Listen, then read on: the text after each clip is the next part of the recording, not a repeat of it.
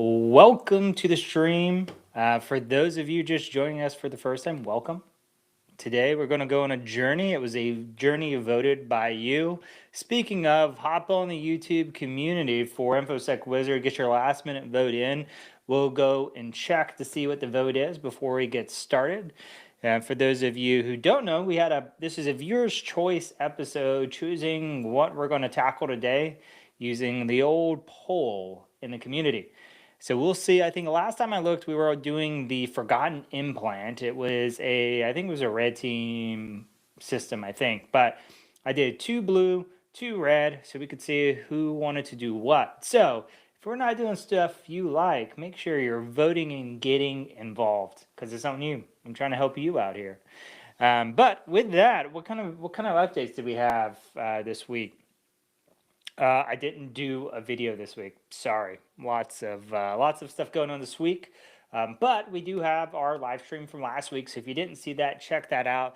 Do I have an answer for why our exploit didn't work last week? No, I don't. I did get a chance to narrow it down. I had like 30 minutes is all I got to focus on this, and it wasn't even non-distracted 30 minutes. It's been a crazy week, I'm telling you.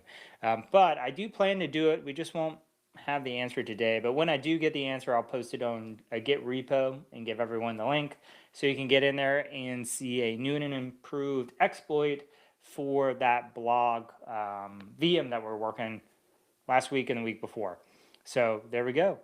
Let's see what else. Get involved in the community. We do have a resume roast at the end of this. So if you are one of the ones that are out there looking to get your resume in front of people, this is a session for you. So we'll spend at least 15 minutes talking about resumes, looking at an example of a viewers that sent his or hers in. I'm pretty sure it's a him. Harrison, we'll be looking at yours. Shout out to you. Thanks for being brave and getting it out in front of people. It takes a lot to do that, but we are here to help you get a job, to help you learn skills that are things you'd actually learn on the job. For those of you who don't know me, I am I would say a SOC manager. That's one of my hats. I actually run detection engineering as well. So I run a big team of folks that we do both incidents and build detection. So I do this thing all the time. I don't get a hack as much. I just manage the people behind the keyboards, but you are getting the real responses from someone in the business doing this every day. So it should be very applicable to you. So feel free, if you have any questions, drop them in the chat. Happy to answer them throughout this. We'll take a break, look at the comments, answer anything. We got Philippe already in the comments saying hello Philippe, welcome back, dude. And feel free to hop in the community. If you're not a member of the community, we got a couple of them up now. So we have Discord, which is the OG. We have a new one in a platform called WAP that is a partnership with my buddy Ben, Cyber with Ben. So shout out to him. Looking forward to doing some collab work with you some more. Anyways, let's get started. Let's look to see what the vote is. How about that? Let me start with sharing my screen. Holler in the chat. If you're new here, tell us what brought you to hanging out with us. Yeah, what brought you here? So for those of you looking, what are we looking at? I have a Kali VM. That's what you see here, this little box on the screen. So I do have VMware. It's free. You used to have to pay for the professional version, but this is free. We can snapshot our VM, so we never have to really worry about jacking something up, because if we do, we just roll it back to the original or just install an original one. This is the VM I took directly from Kali itself. They have a bunch of varieties of VMs. So if you don't have a Kali VM and you're interested in doing this stuff, I highly recommend you download it and play with it. So it is a Linux variant, in case you've never played with it. And I guess the last thing, and then I'll shut up about, I guess, announcements, whatever this segment's called. Yeah, if you have your laptop, please follow along with what we're doing. I encourage you, the best way to go about learning is to do it. You can only read about something so long before you attempt it, and I will help you troubleshoot, I promise, as we chat and go about things. So please follow along if you're brave. If you're not brave, do it anyways.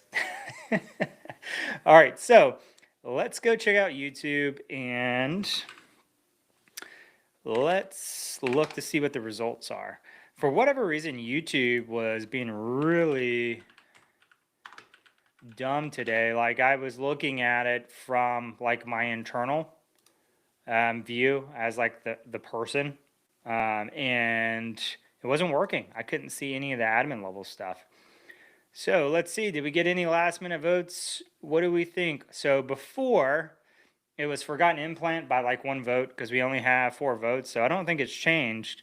And it makes me click something to look. Ah, I was able to see it before. Let's see, will it let me see? Ah, it's making me log in.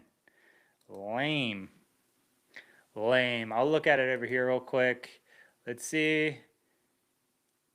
Yep, it is. Forgotten implant is still the winner. So, okay. I'll fix this next time. I'll go live. I'll be brave. I'll show you what it looks like on my YouTube. All right, let me get the chat back up so I can see folks. Yeah, tell me about your win. Surely you got some wins this week. Help people chug along, knowing that other people are doing good stuff. So definitely shout out to your wins this week. Let's go find the thing we're working on. So for those of you who are brand new, this is TryHackMe, one of the handful of online labs that are pretty affordable. And you get to do some of these hands-on things that we're talking about, that we're screening from the rooftops that we want you to do.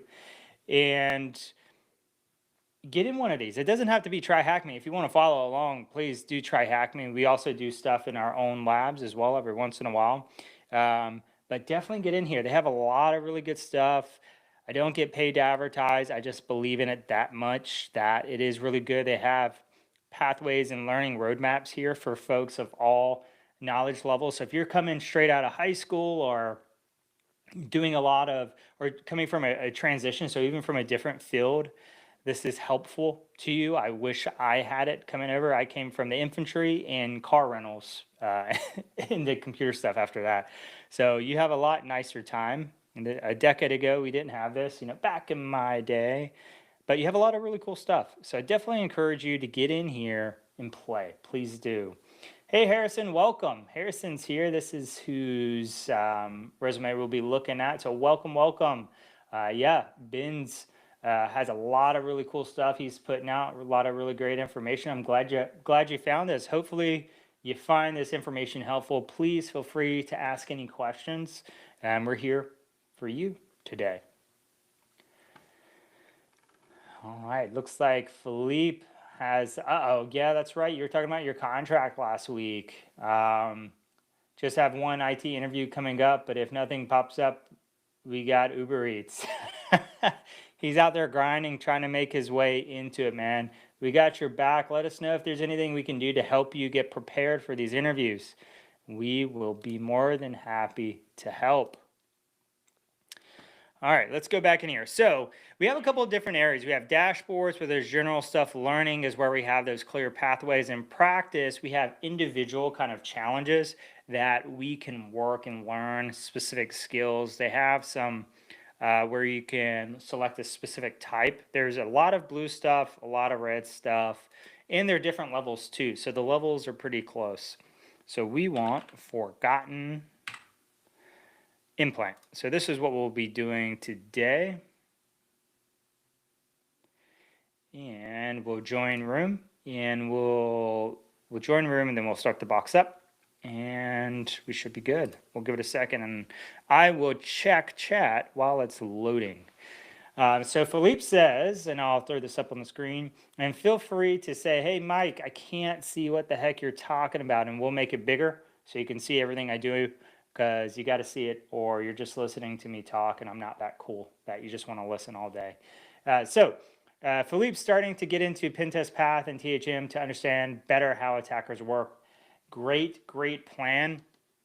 I will say that's probably been one of my biggest differentiators is that I have both, and the Red team helps me understand what they're trying to do when I'm doing the blue side stuff. So doing the investigations, and I can, because a lot of times you don't know where you're going to drop in at an investigation, right? It's not clean. It's never you caught them immediately.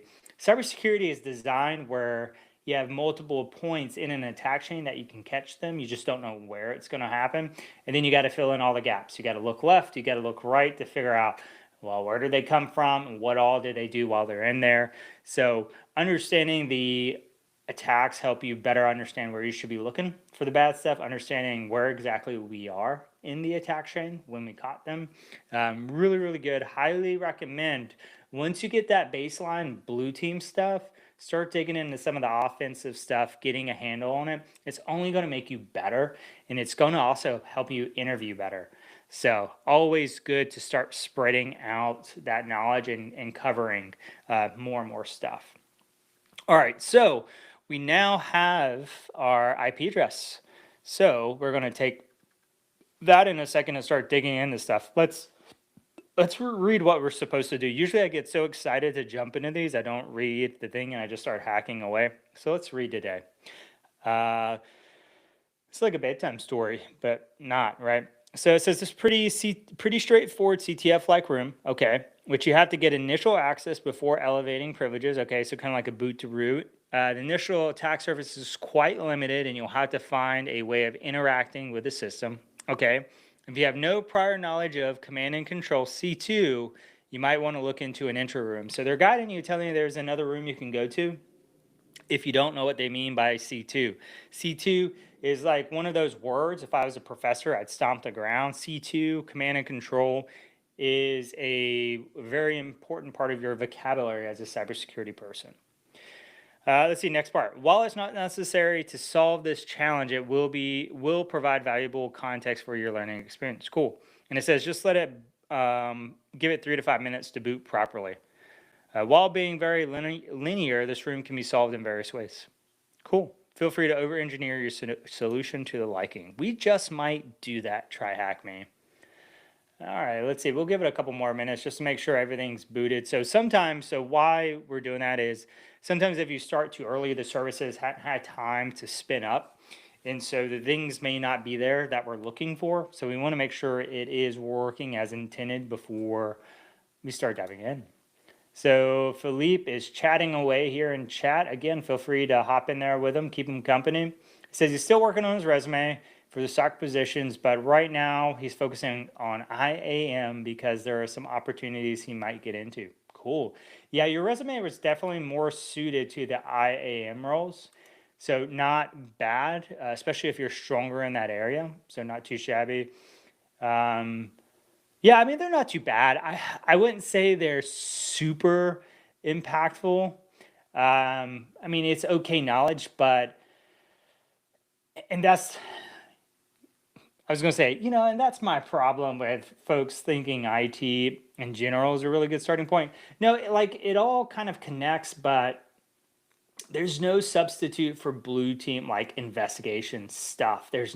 There's some commonality, but your moneymaker, which is being able to investigate events, is not going to help you a ton with that. It's going to help with your general understanding, and it's not going to be crazy impactful on your resume when you are looking for future SOC positions. However, it will be better than starting from nothing.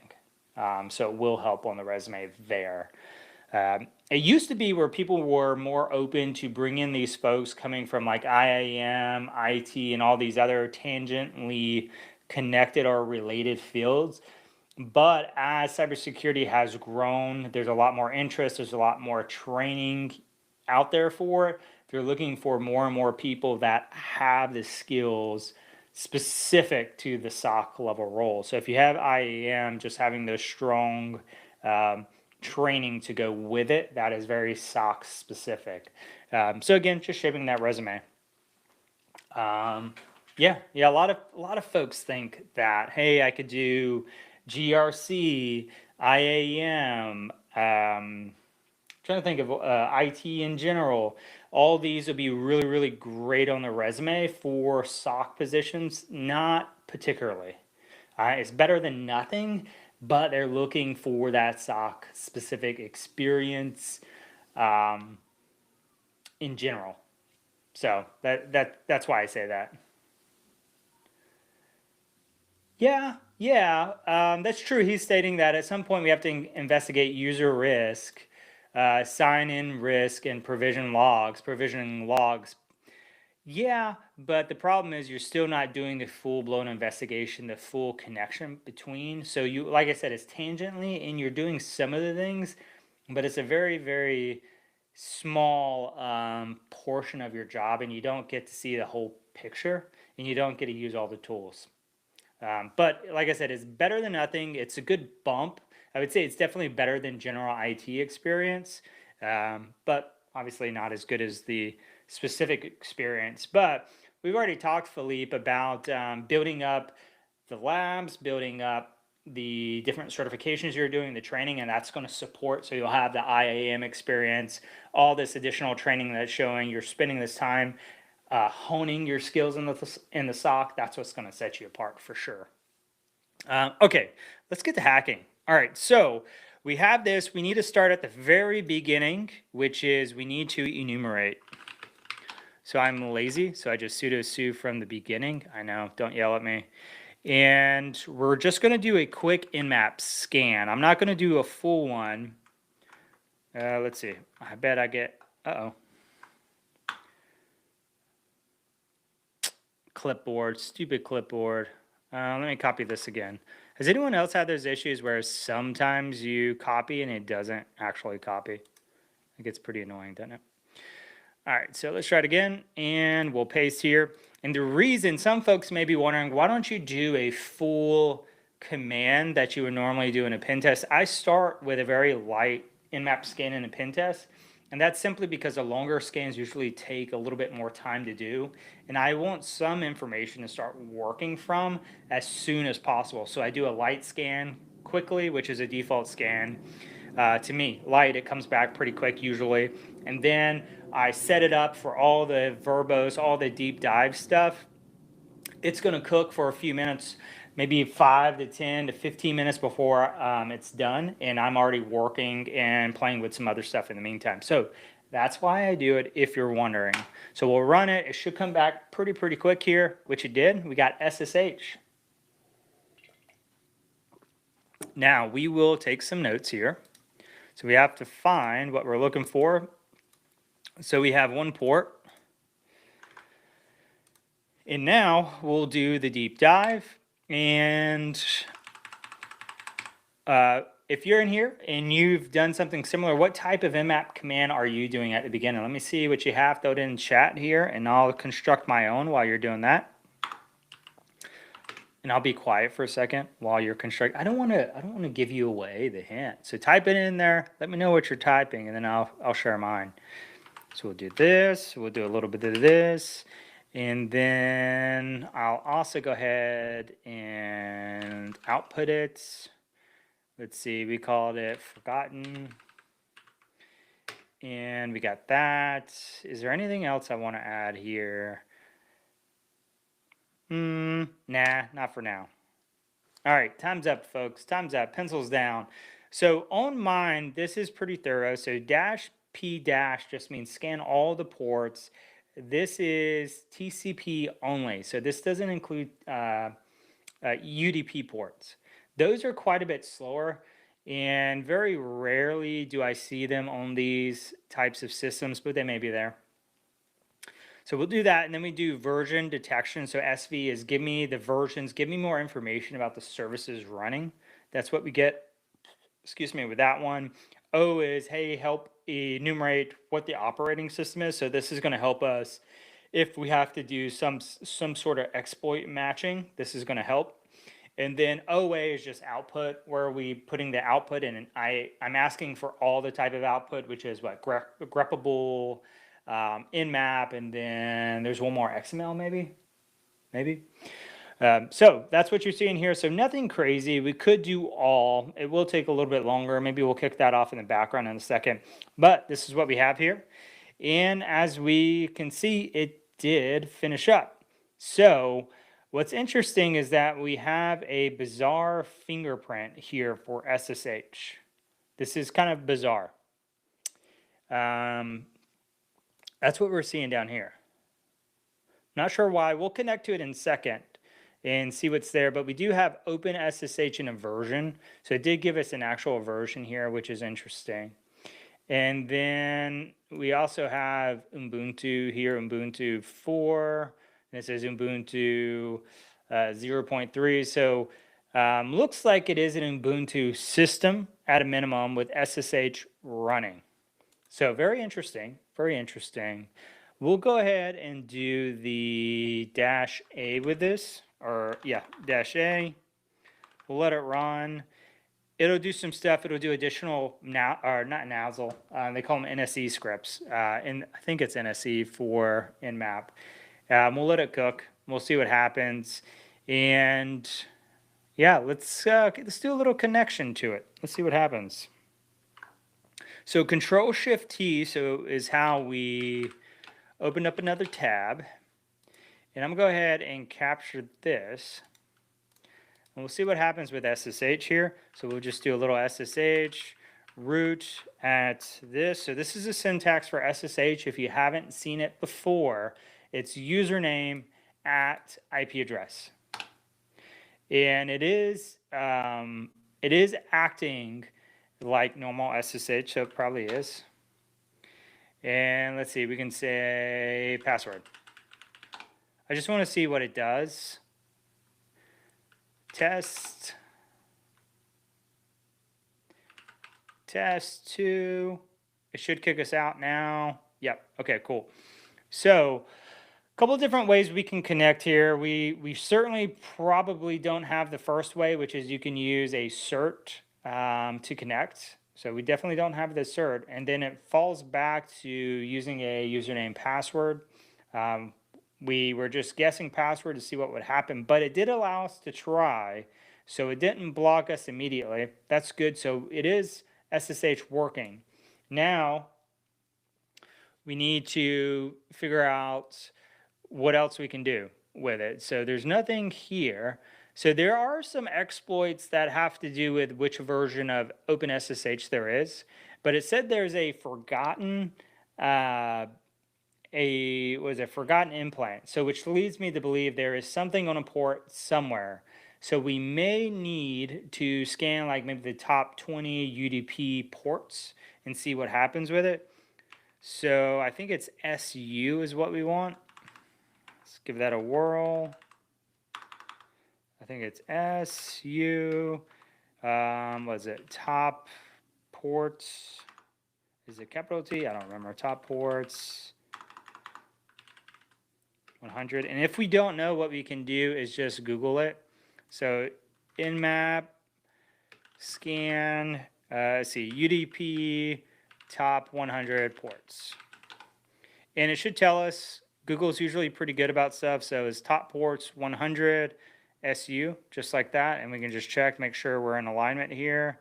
So SU, we missed a dash. I knew something was off. Top ports 100, tech A, forgotten, and I'm going to rename this to forgotten U. And let's see what happens. So we'll let this run. It'll take a while. Actually, no, we're going to speed this up. I lied. We're going to speed this up. We're going to give it T4. It should speed it up a little bit, and we'll let that cook. So we didn't get much new except this host key business. There is a fun exploit you can do with the host key, but we're supposed to be targeting, like I said, a C2 channel. I don't see a C2 channel yet. Let's see what else we have. Let's see, vulnerability. We'll do exploits, and we'll do this exploit open SSH. I don't think that's the correct Ubuntu, but we'll do this one. What I don't want it to do is give us the cheat code yet. But we're doing some matching right now. We need to match it. Typically, if there's something open, we would have seen it. We'll do get, see if there's anything in get. Doesn't look like there is anything. I know we see this Metasploit one here, but I think it's just general Metasploit. I don't think it's mashing. what we need to. It should say in here what it's for. Let's see, Linux,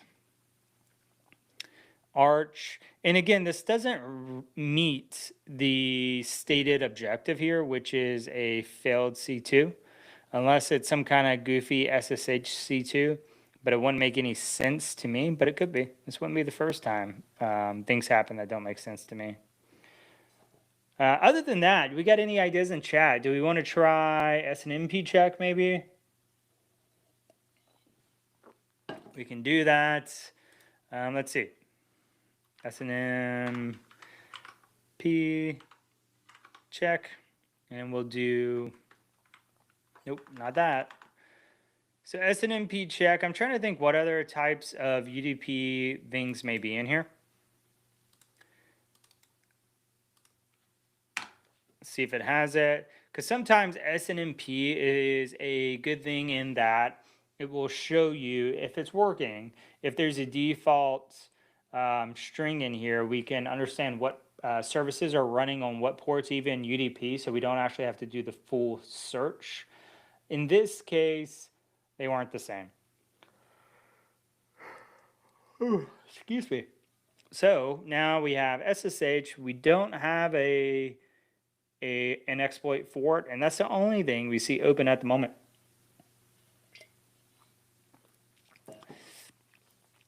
Let's see if it tells us anything else in here. Pretty straightforward. CTF room. Initial attack surface is quite limited. You'll have to find a way of interacting with the system. If you have no prior knowledge, you might want to look in the C2 room. Let's see what they're doing in here. So C2 is funny in that it can be done in any way at all. So some people use like YouTube comments as C2, Instagram posts, you name it. You can turn a C2 into anything you want. All it is you have to communicate something to a compromised system remotely. That's all it is. There's nothing that says exactly what it looks like. It changes. Some people use DNS for it. It's just insane. It is literally limited only by your imagination. The C2 pathways. Like I've done some fancy ones in my day, some goofy ones. It literally just depends on you and how you want to do it. So don't get narrow-minded when you think about C2s that say, hey, they have to be just like this. Nope. It's however you want it to be, literally. All right, so let's see. Use Armitage. What I wanted to see if they led you to a specific direction. So typically, if they're using a Metasploit one, you have to connect to it in a language that it speaks. So not a programming language per se, but they typically have their own protocol, and you have to make sure you're talking to it. And I don't even mean like a normal protocol that, like you think network protocols, network stack, OSI model. No, protocol as in, like if I send you a GET request to a specific page, what are you looking for? Are you looking for a specific cookie or a specific parameter in order for you to know that I'm legit? Like, what is it? How do I need to talk to you in a way that you understand what I'm doing? And not only that, right? But typically there's safeguards. So I can't just talk to every C2 in the world. I have to speak the language, like the protocol, right? So how do I also keep people who are unintended from accessing my infrastructure as well? So that's something they most certainly think about. So we have something running on 443 on this one. Let's see. Ooh, excuse me.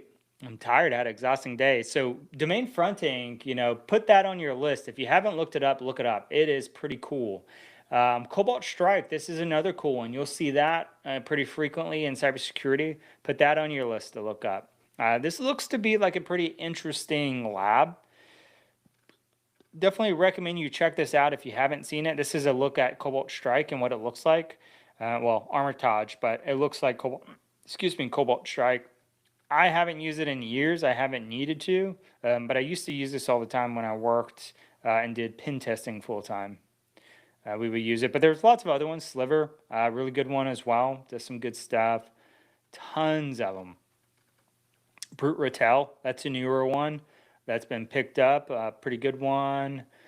Yep, C2 Matrix. Let's check this out. I want to show you this if you hadn't seen it. It is pretty snazzy what they did. Let's see. Do they have... They used to actually have like a whole matrix situation going on. We have Google Sheets. Is this it? Here we go. So you can see like all the different C2s that they have here. And this may be hard to see. Let me zoom in for you. There we go. So all these different ones here, which are pretty cool, and they have information about them. So links to the Git repos, information about them. Are they binaries? Are they Ruby? Are they C#? What are they? And then the C2 and the implant could be different languages. How good is the UI? What are the payloads for? So they're for different OSs. What type of channels? So they call them channels here. So lots of really, really cool stuff in here.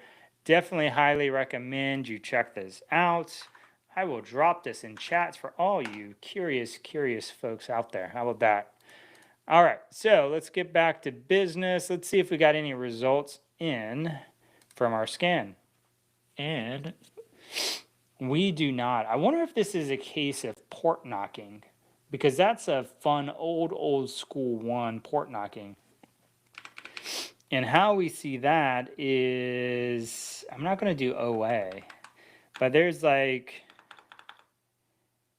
a certain way to do it, and we may have to brute force passwords. I always look up when I get kind of not really stuck. I have 2 hours to crack something. I don't want to waste time playing with a bunch of goofy things. So we'll scan it again to see if something else comes up.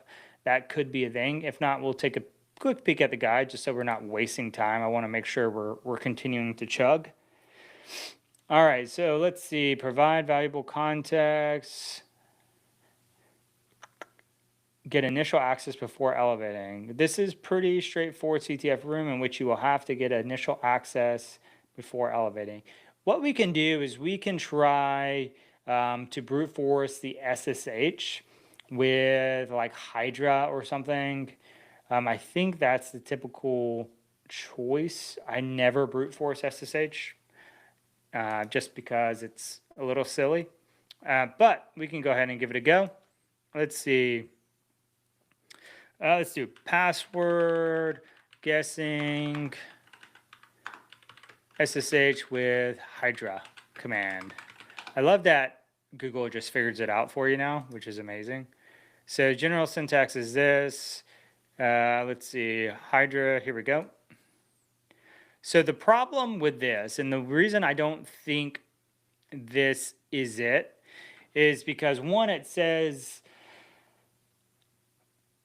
we need to elevate privileges. So root is the only user that we know of thus far. And if we guess that password, we'd be in with elevated privileges. So I don't think that is the direction. Also note, if we were to do password guessing, it would be very, very slow. And it wouldn't be very fast, but a lot of times with CTF-like things, they just expect you to use one of those and it'll be pretty quick. And the rule of thumb is if the password, if it's not working within 5 to 10 minutes, that's not the route. They intend for you to go another route. So just keep that in mind when you're in here doing stuff. What we can do is TCP IP fingerprint. We can feed this and see what it thinks. So let's do, let's see, AI. Let's see, here we go, AI mode.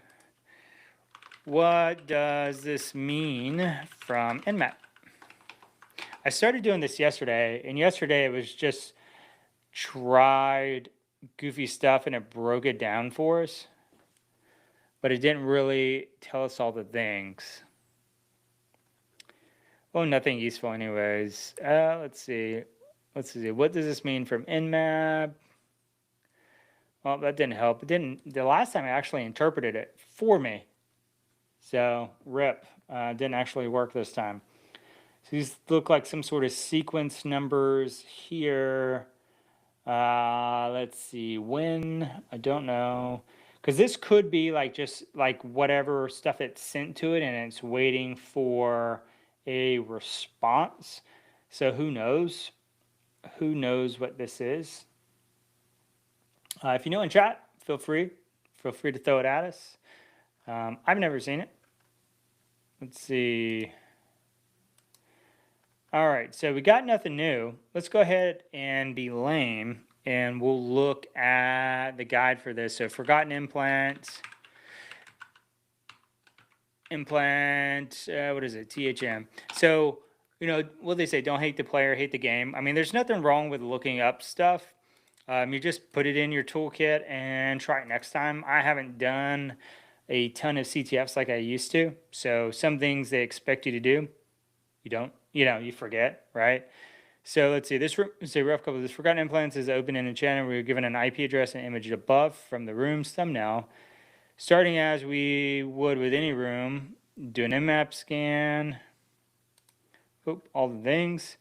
So this is showing that I've actually never seen.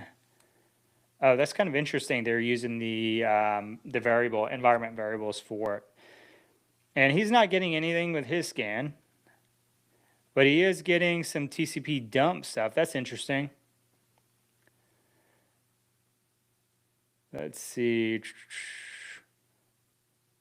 That's interesting. So, I didn't even think about doing that. Let's give it a go. Let's do some TCP IP or TCP dump. I was actually using this the other day for when I was trying to find something I was getting coming through. So I got clear text credentials in a pen test the other day, and I was trying to figure out where they were coming from. And so I was using TCP dump with responder, trying to track the domain down. And because you're getting the URL from responder, but you weren't getting the domain name, so you didn't know where it was trying to send the creds. It didn't work out, but it was worth a shot anyways. So let's see. So we're getting TCP dump. Tune 0. So Tune 0 is our VPN interface, in case you were curious. It doesn't show that we're getting anything here, so that's kind of interesting. That TryHackMe used the VPN and TryHackMe, blah, blah, blah. Let's see. So the question is, why isn't it working? Let's do... We could just try Wireshark and see. I'd rather use TCP dump, but maybe we need to turn something on, but it's continuously reaching out to us. I'm trying to think if there's something missing from the way we're set up that prevents it from doing this. I don't think so, but that's okay. So Wireshark, for those of you who are looking at being cool, Wireshark is a tool you should play with for sure. So not a lot of SOCs get clear text network stuff, but some do.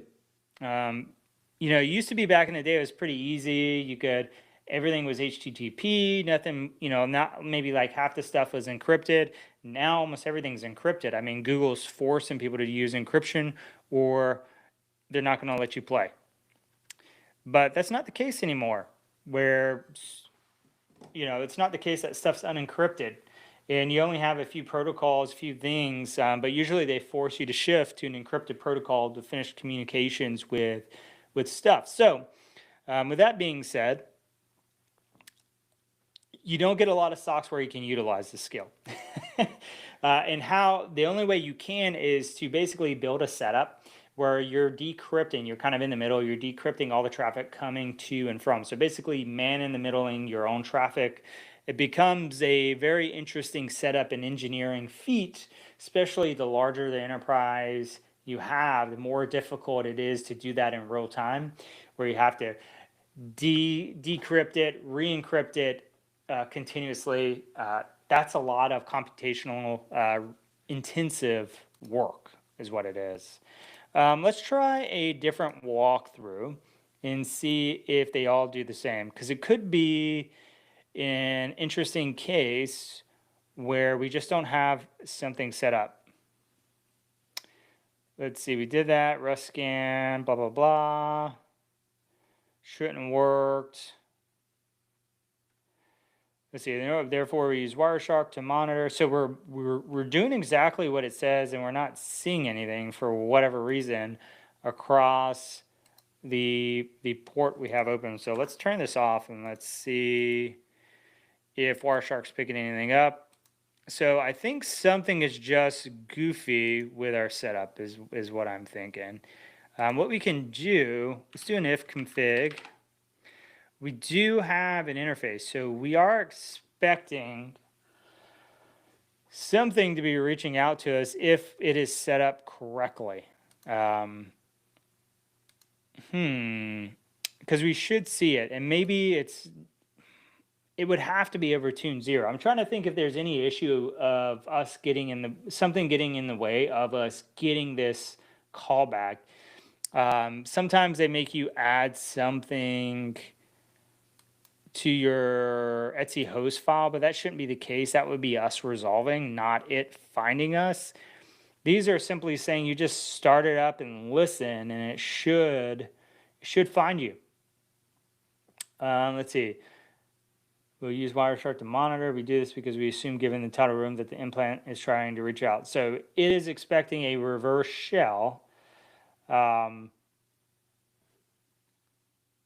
But this one is on port 81, allegedly, and we just need to catch it. I wonder if we just did this, if it would catch it, but I do want to find it. I don't think it's just reaching out to us for some reason.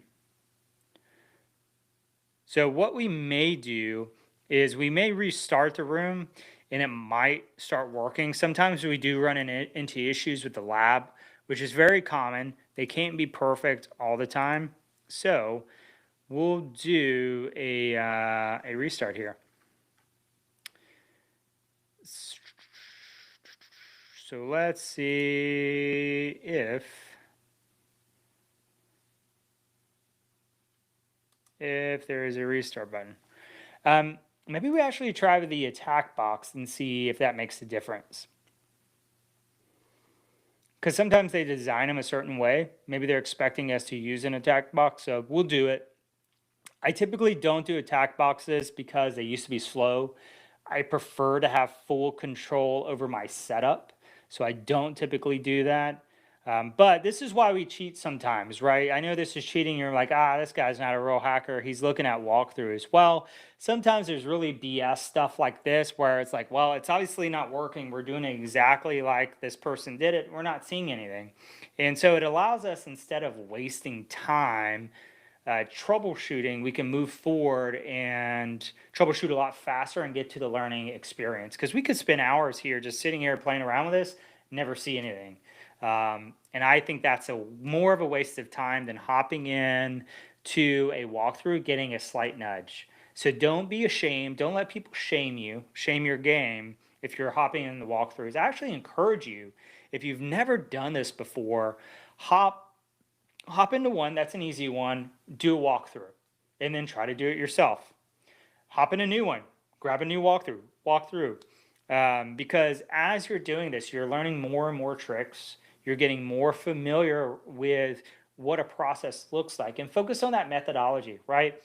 Why did you fail the second time to get through the box? Was it something you did, like your process was messed up? Okay, refine that process. Next time, see, now on your third one, right? We're starting to get familiar with it, third, fourth, fifth, whatever number you want to do. Try to go as far as you can go. Work through your process that you've developed, and then once you get to a stopping point, or a point where you're stuck, hop in a walkthrough, get a slight nudge, and then start again without looking and see what happens.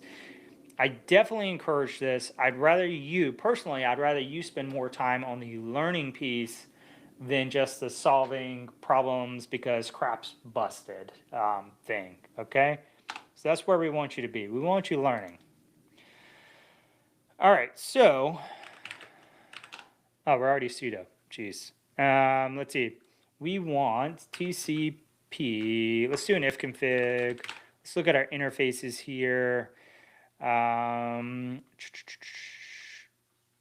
Which one is the interface we care about? So it wouldn't be these because they're IPv6. It should be ENS5. So I'm going to try, what was it? Was it Q? No, it was like R or something. No, it wasn't. Oops. Let's see, there's one where we split the screen and I already forgot what it was. Sad face. All right, so we want ENS5. So let's try this. We're going to go TCP dump -I, then we're going to paste in this and see what happens. So we are getting stuff here. So now it's working. Let's see if we see it where we expected to see it. So we should be seeing stuff on port 81. I don't see a port 81. We're looking for communications to and from this. 138 is what we're looking for. To and from 138. And I don't see that. But what we can do is we could say, in here we can say, where is it at? Here we go. Let's see, TCP dump communications from an IP. So this is, hey, we're going to listen for communications from a specific IP. So we can say host and then give it to host and see if that works. So let's give that a try and see if that works. Don't be afraid to use AI with this stuff. Definitely don't be afraid of doing that. Here we go. Let's try host, and then we'll type it in 10.67.189.138. And we'll see if it's actually reaching out to us. It may not. We also might not be able to talk to it. Let's see. We'll ping it first to make sure we can actually get to it. Okay, we can get to it. So the question is, how is it figuring out how to talk to us? That's the question I have in my mind. How does it figure out how to talk to us? We also have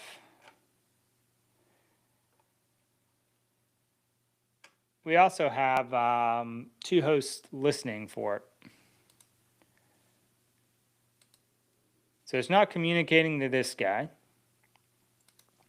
We don't see it communicating to this guy. Let me make sure I have the right interface, actually, real quick. Because we might have the wrong interface, and then we wouldn't get it anyways. I doubt it's Docker. It's got to be this one. It's got to be ENS5.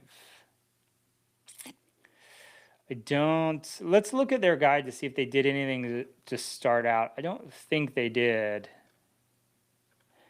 Let's see, forgot implants. We were given an IP address, image above. I set the target IP to a variable in my terminal so that I can call it from his commands. Okay.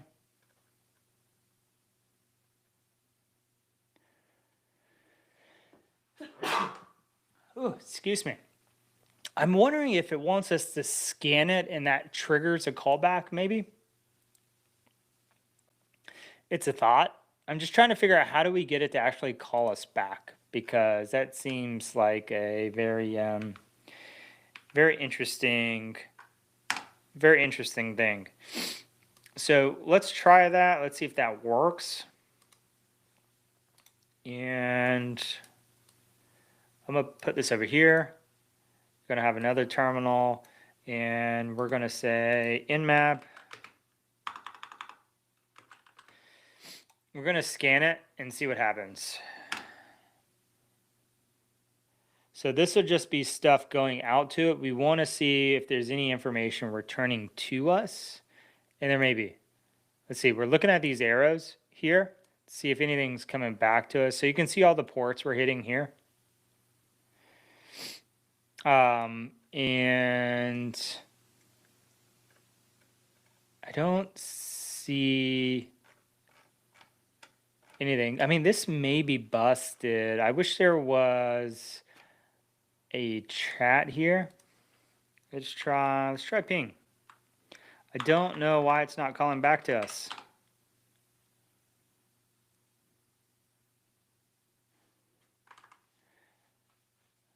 Yeah, I don't know. I don't know why it's not working at all.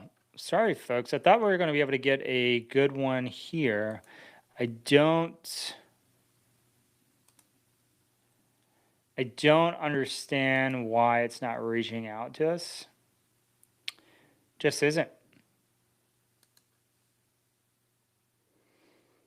So 157 people recommend.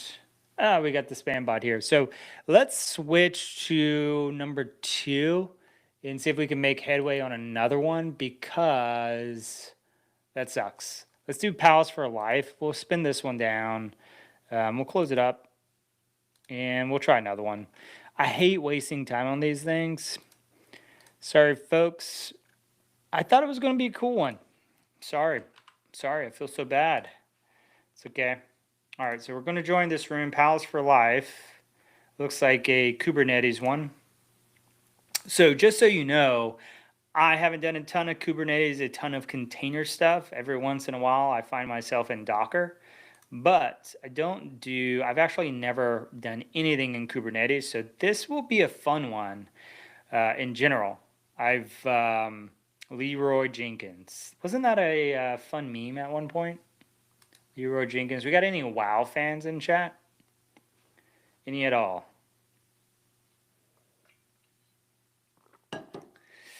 All right.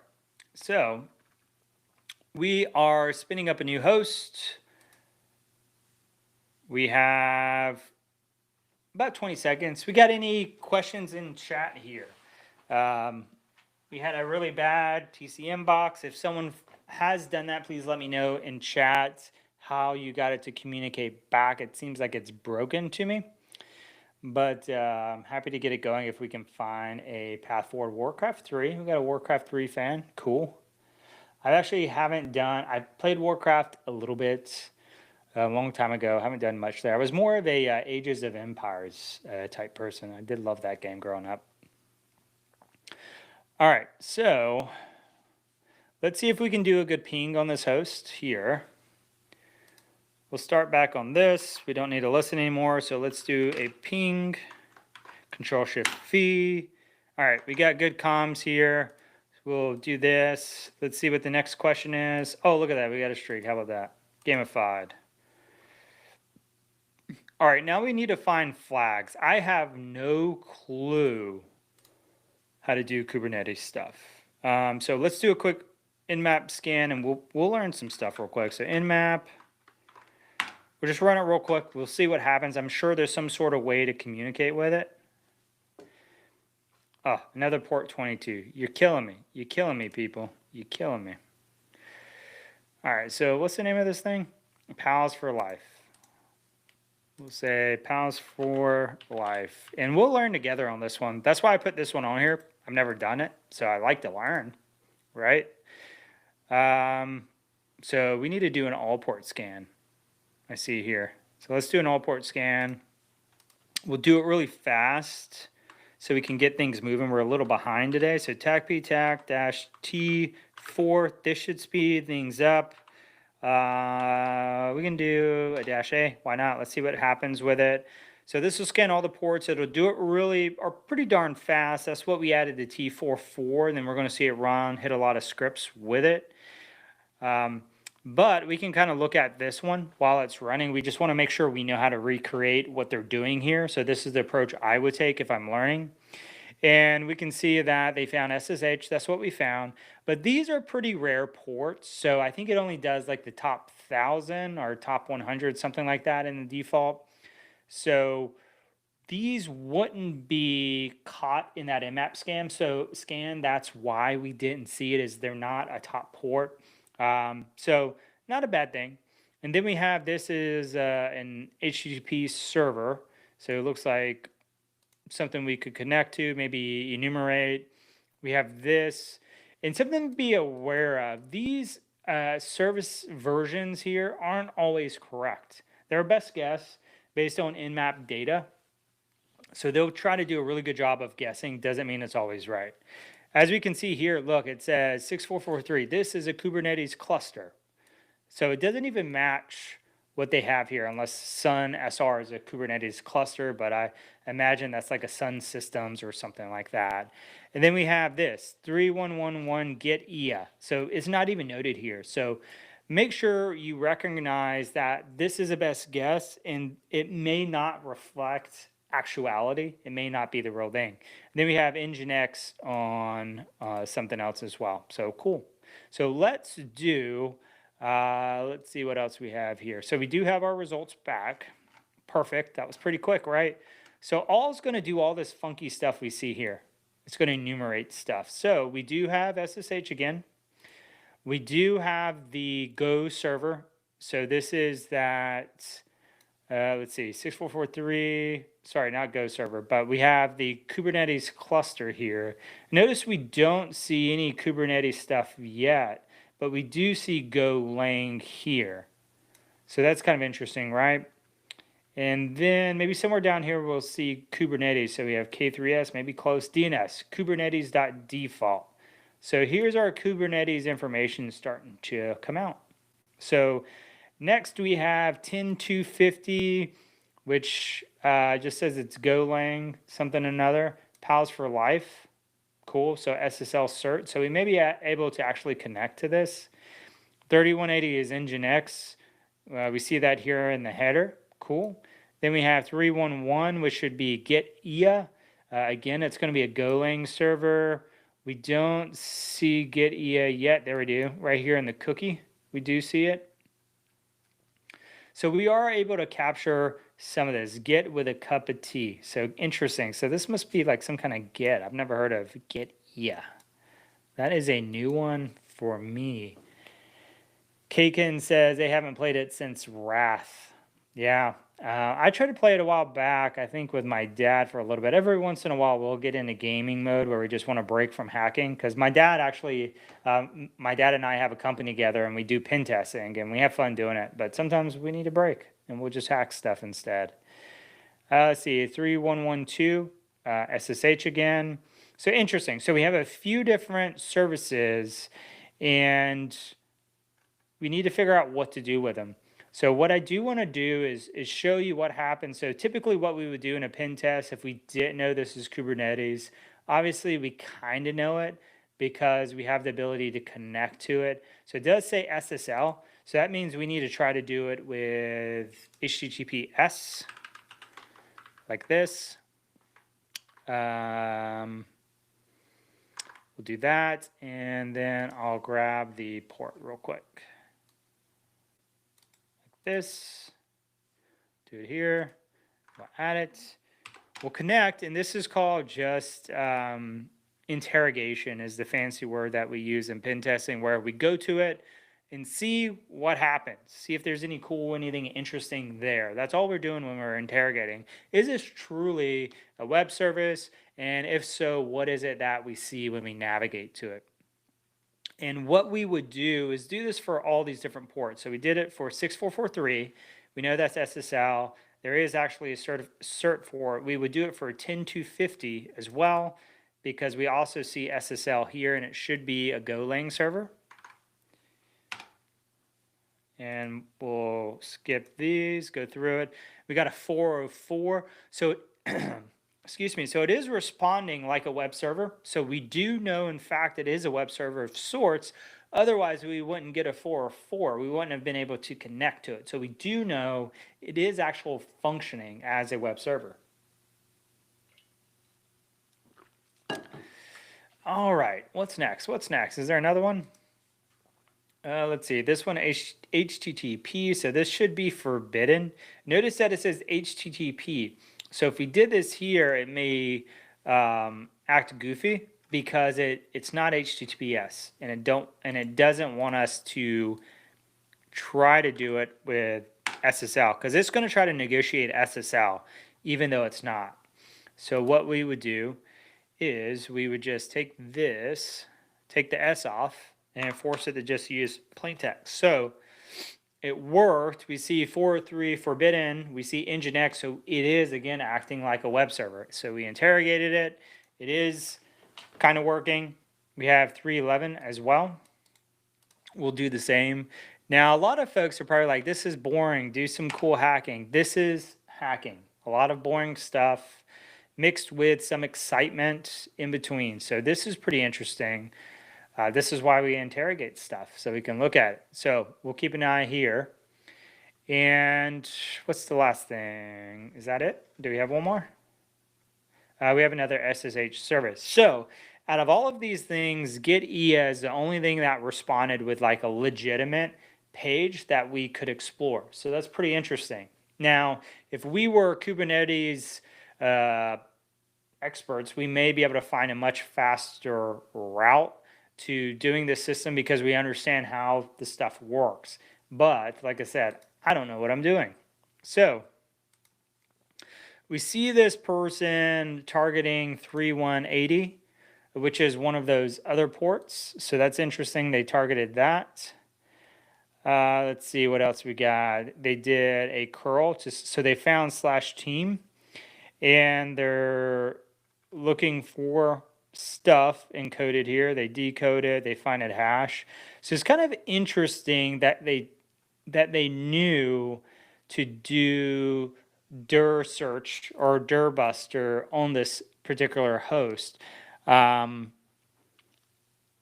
is pretty interesting. And maybe because this is a like normal that we would see files on this particular type of web server that's sitting there. So let's see what's on 330.180. Nginx. So I'm not sure why they decided to do that one versus these, but for me, what I would do is I would do enumeration on all of these. So let's go ahead and do that actually. So we can use dir search, we could use dir buster, we could use anything we want. We do need to be careful because this may eat up some resources on our VM depending on how beefy it is. So we do want to be careful, but we could also be lazy and do some zap. And we can let it go. I want people to get used to utilizing some of these fun tools out there. So let's go ahead and do it. We'll manually explore. Let's do, I want to make sure this is off. This is going to eat up a bunch of memory. Let's go ahead and quit without saving, get that out the way. So let's start with GetEA and see what happens.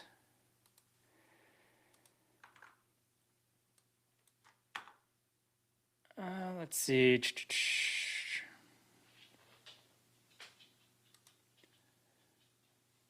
See what happens here. So we have some Git stuff going. So we're having it start kind of cruising through here. What we can do with it like this is we can right click and we can say attack and we can say force browse site. And when we do that, we can just give it a list, directory list, and say off you go. Pretty easy. And it's going to cruise through, look for stuff. While it's doing that, we can also do something very similar for some of these other ones as well. So for instance, the one that it targeted was, let's see, it said 3180. So let's see, which one was 3180? So this is another open one, so another HTTP one. So let's do something similar. Let's see what happens when we go to this.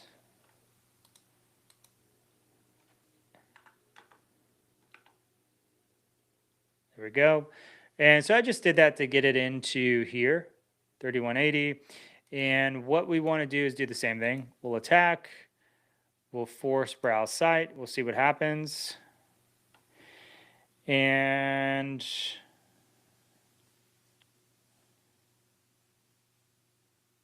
we'll let it rip in a second. So 3080, so looks like, is it going?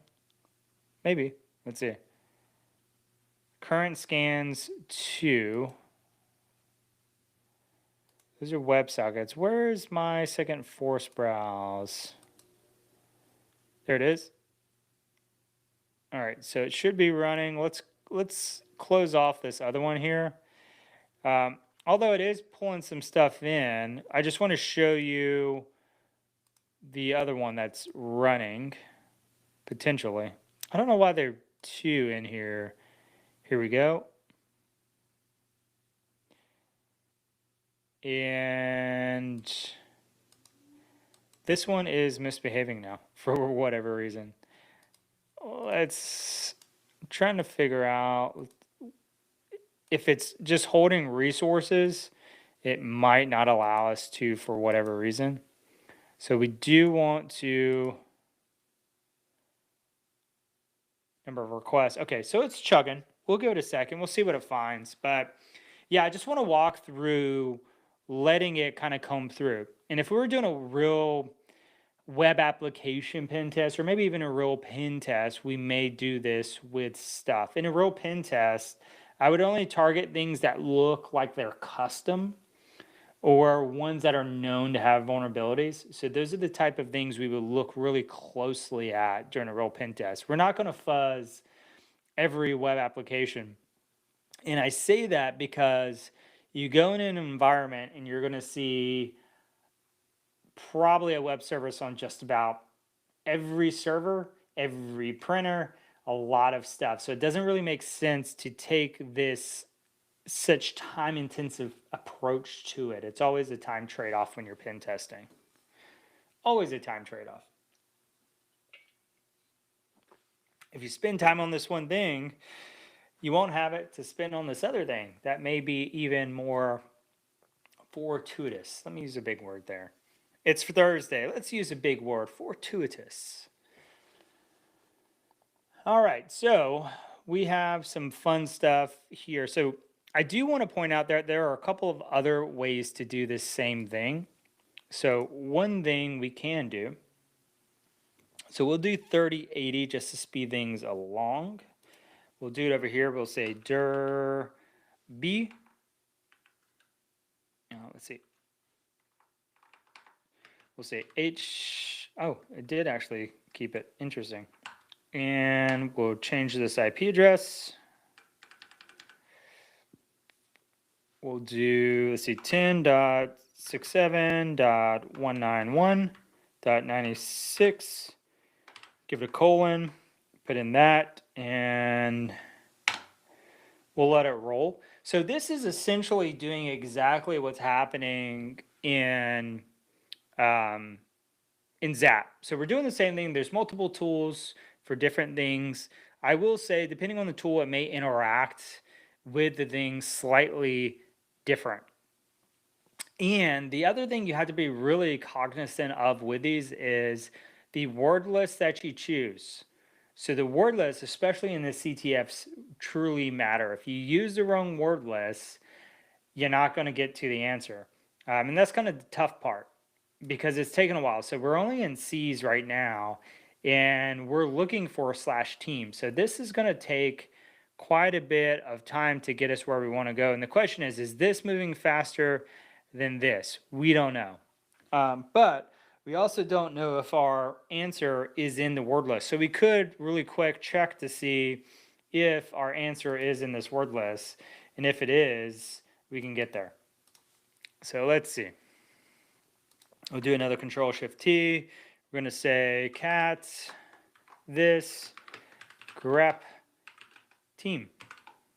Team's in there. So once it gets to T, we will get our answer. So we'll let it chug along, and then while we're there, we'll go ahead and navigate to where we're trying to go. But I will show you that it will find team. All right, so we do have a connection refuse, which is kind of interesting, right? That it's /team. I don't know what we were supposed to see, actually. So /team, and then, so something happened. So let's check it out in a normal browser, because that is in a normal browser.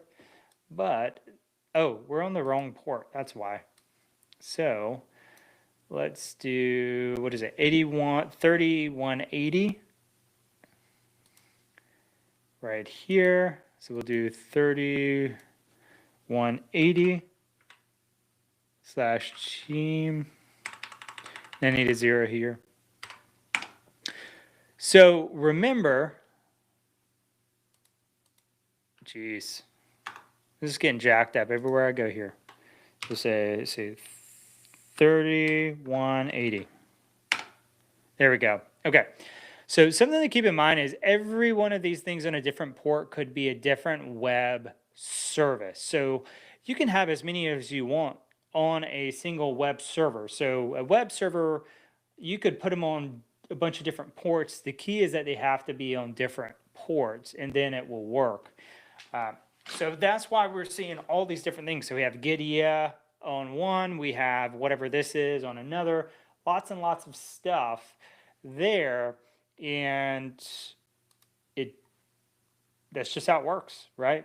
All right, so all right, chums, you can now push your stuff in. My pals are waiting for me on WoW. We got to do serious business. I will see you tomorrow. Let's see. Let's view page source. And let's see what's going on. So this says uninteresting file.pdf. So this is what it was pointing to that it wanted us to grab. And it does look base64 encoded. And the reason I say that is because of this thing at the end, the equal sign, and then just the way it looks. So let's, so it did find it. Look at this. So it did find /team. So we found what we wanted to look for. It worked. Great. We can stop it. All right. So next is that it wants us to decode this stuff. So we have a couple of different options. And what we can do is we can do stuff like CyberChef is a really good way of decoding things. So if you haven't used CyberChef, I definitely highly recommend it. I will post that in chat in a second.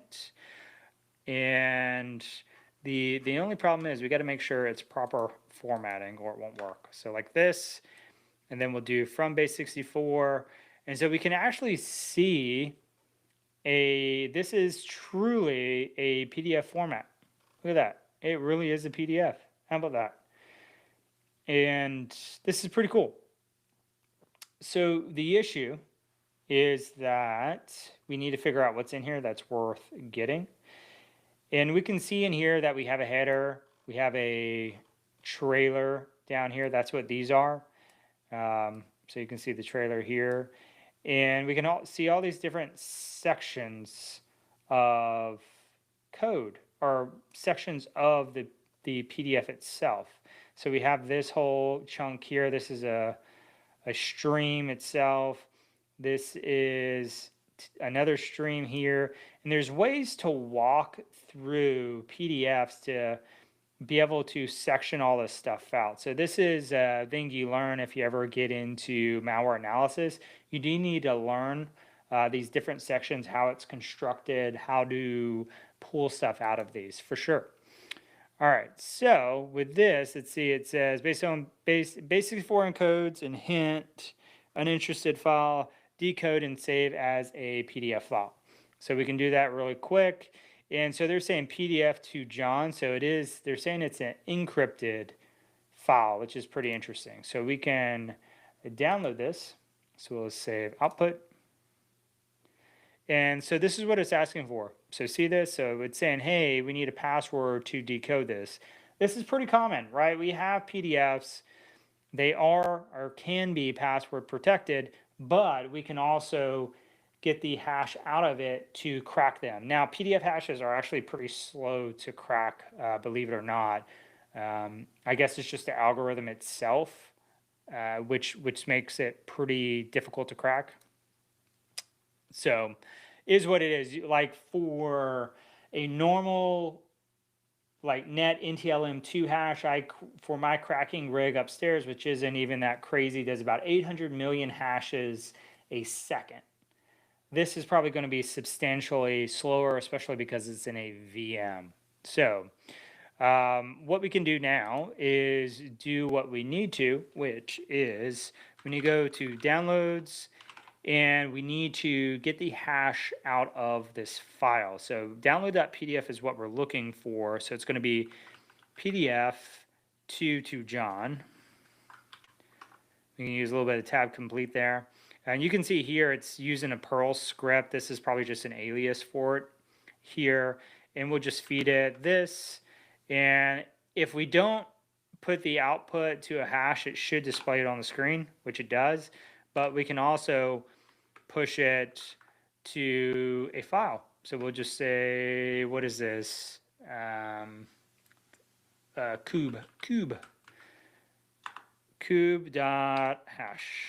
There we go. So we did that. Now we have to actually crack the hash, but we want to look at it first. So we'll just do crack kube hash. Looks good.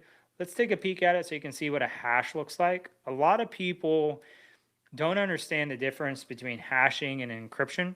So if you have your first cybersecurity certification, you should know.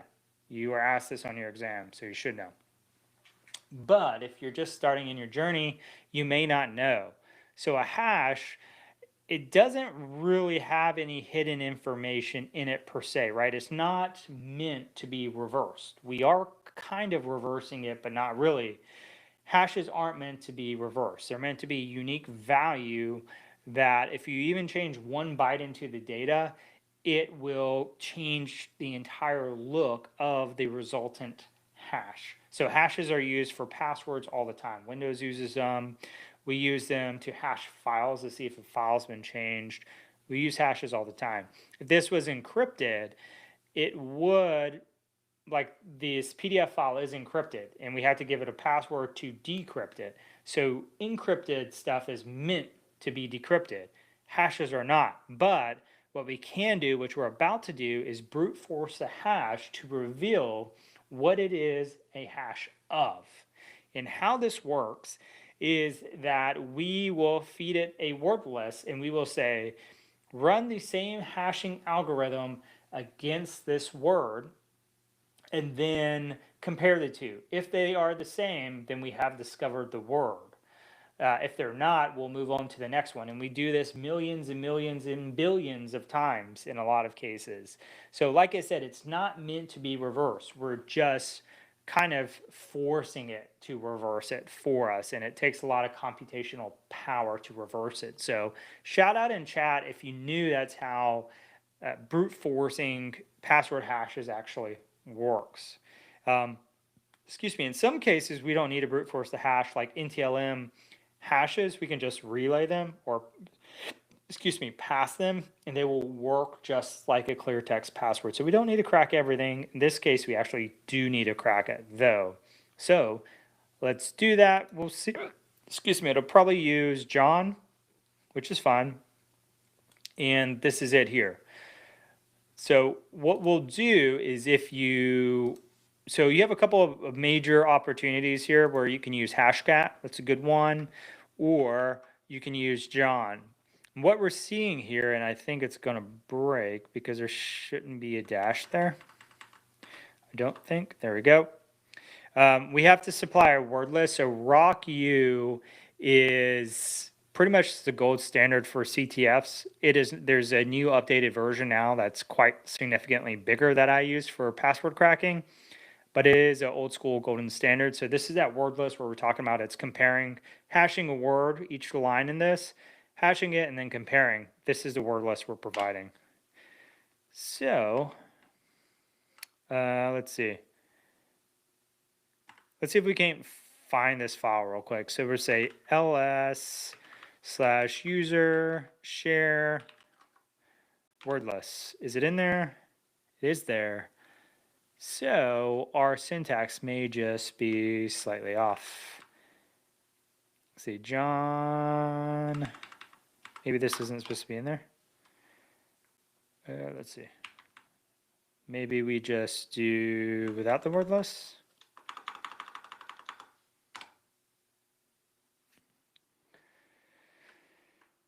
So what it's doing right now is it's brute forcing the format,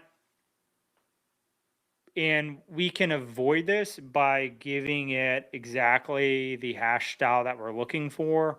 Usually it does a pretty good job of it. It did find it. So let's see if it told us what it is. So it did find it, the last one here, use format PDF. So we could have avoided the brute forcing by supplying it. I definitely recommend this. It just speeds things up. But yeah, it works. So we'll let it rock and roll. We'll go check out chat real quick while we're doing that. So Harrison says hashes are used for integrity while encryption is used for confidentiality. That is correct. Hashes are definitely for integrity. So he's talking about, like, you'll see it on websites sometimes where you download a file and they give you the hash of the file. And what you're supposed to do technically, and hardly anyone does this, is when you download the file, you're supposed to do a hash, and you have to make sure you use the same algorithm, and then you compare what they have on the website to what you got locally. And if it changes, you know the file got corrupted or something happened to it between their website and you. So it is not the correct one, and you shouldn't use it, is essentially what they're saying. But people don't do that. But hashes, again, are used in a bunch of other ways as well. So you also have certificates. You have encoding. Encoding is another fun word you'll see out there as well. Encoding isn't meant for either one of these, integrity or confidentiality. So he's talking about the CIA triad here. What's the A? You missed the A. What's used for A? But I mean, Basic 64 could. Integrity as in it maintains the integrity of the data going between you and a website or whatever. Like Basic 64 is an encoding. It's not encryption because it's not meant to hide anything. You don't need a key to decode it. So these are the fun ones. These should show up in your exam. So if you're doing CompTIA, you're doing any of the ISC square ones, the CIA triad, encryption, hashing, confidentiality, integrity, all these are big words that will show up in the exam. Now, do we talk about the difference between integrity and confidentiality at work all the time in the SOC? Nah. It's kind of like understood, but we do expect people to know the difference between those types of things, because it affects, like if you're looking at something and you think it's encrypted, but it's encoding, and now you're missing out on really valuable data and you look kind of silly. But if it's encrypted, then we need to know that, and we need to find a way to decrypt it if we really need to look at it. So an example of something being encrypted would be a hard drive. So if we're doing a forensics kind of assessment and we do a hard drive pool, but BitLocker is on, the hard drive is encrypted, we need to get the BitLocker key in order to decrypt the hard drive so that we can do our actual forensics investigation. So that's the difference, really, when we see encryption in the real world.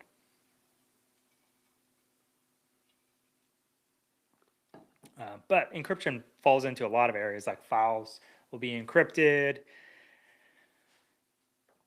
That's probably the most common one. I'm trying to think what else encrypted in generally. There's a bunch of stuff in Windows that gets encrypted by specific keys. What we'll do is we'll go ahead and reverse this. We'll let it cook in the background. It should work eventually. This is all a time thing. So let's see. It cracked, and this is the result. So we should see this as the result here. And then we'll do, try this out. Where did it go? Drop it in here.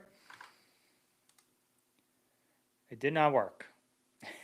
It didn't work. Why didn't it work? Hash cracked, open PDF file, it tells, get Leroy's account. Oh, this is the thing. What is the password? Is it this? Maybe this? No, that's not it. Chicken legs. That's what it is. Sorry. It's late. I've been working all day. Leave me alone, people. All right, so let's throw it in here. All right. So we now have a password. So the question is, what do we do with this now? Let's close this out. I'm not even sure what we're supposed to be, where we're doing stuff. We hadn't gotten a flag yet. So there's 4 flags on here that we're looking for. So we may have the get Leah site. So let's try that. I am a genius paladin. Okay. Okay, buddy. Let's see. So maybe I'm looking for this. Sorry. I know I'm clicking all over the place. I was looking for this. Maybe we had to sign in with this. And then they were saying that, well, they said the username and password. I know why they said the password like that. And it's because, nope, I don't say. Sometimes they do the username in here, but the username wasn't in here. So I don't know where they got the actual username at. So that's interesting. What I do want is to figure out where that came from. Hash cracked an open PDF file. It tells us get Leroy account password. So maybe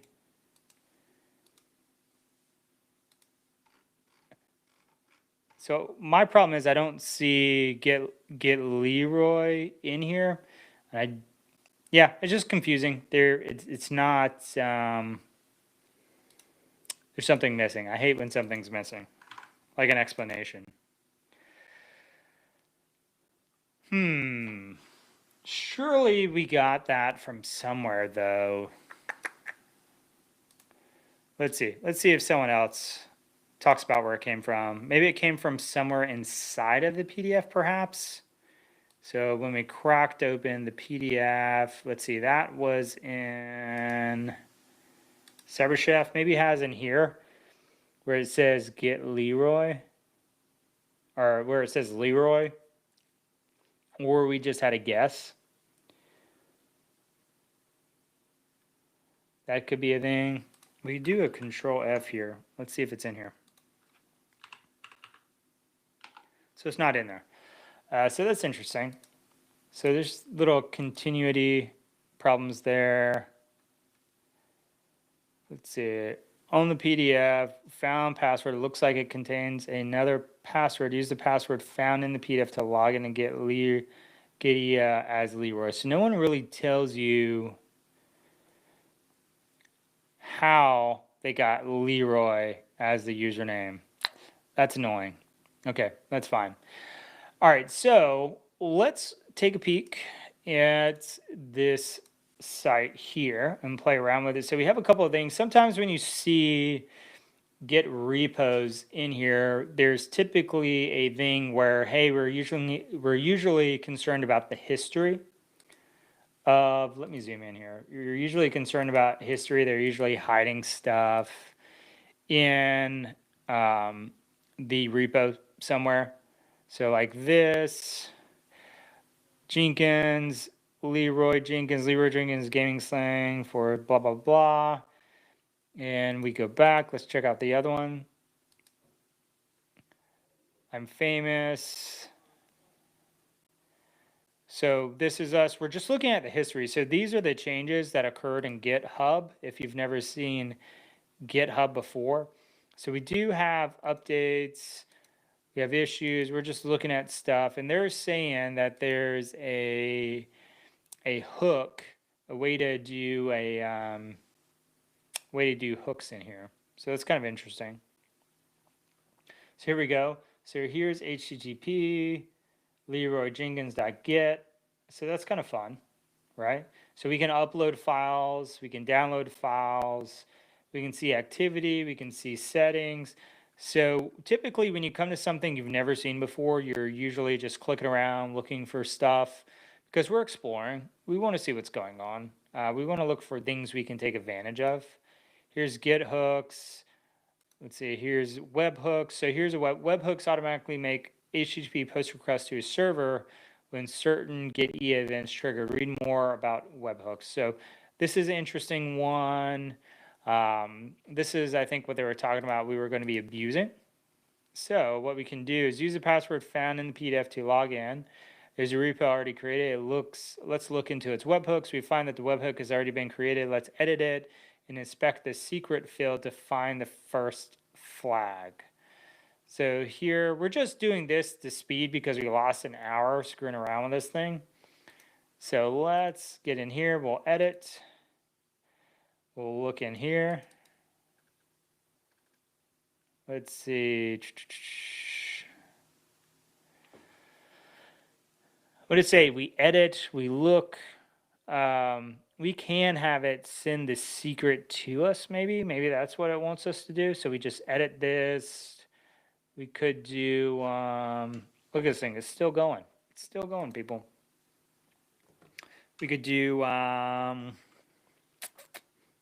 we could set up a Python server and just see if it'll send us anything. So we could say TACM http.server, we'll do 80, like that.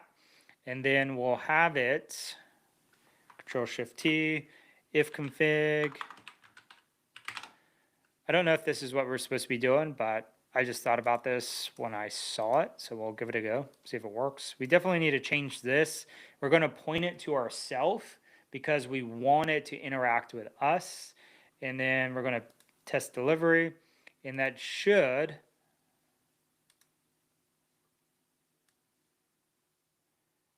give us something. And it did not. Let's see, recent deliveries. So this is what it sent. We do have this, so it didn't actually work, but we did get what we wanted regardless. So we'll go ahead and add that to our first item. And let's see actually what it was trying to get us to do before. So log in as Leroy Jenkins, and then it says GitHub. Git hooks were vulnerable to RCE. Let's see.